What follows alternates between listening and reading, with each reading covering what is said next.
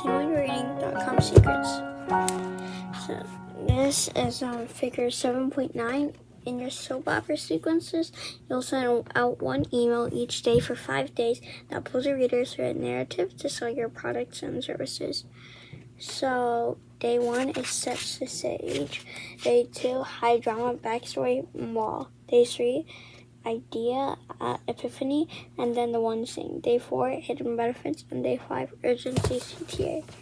So email number 1, set the stage.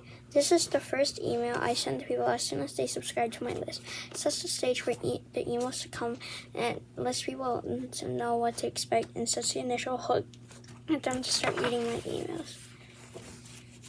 Basically, so the first part of the soap opera sequence is set the stage, or basically sending them an email and like telling them what's to come, and that your email is like the hook sort of.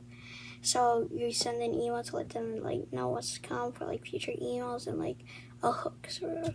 So Aliens Doing Homework is my book's about kid and aliens doing homework. Aliens Doing Homework 2 is the second book on aliens doing my homework. And as a kid's book on how kids film their mom and dad. So yeah, like and subscribe.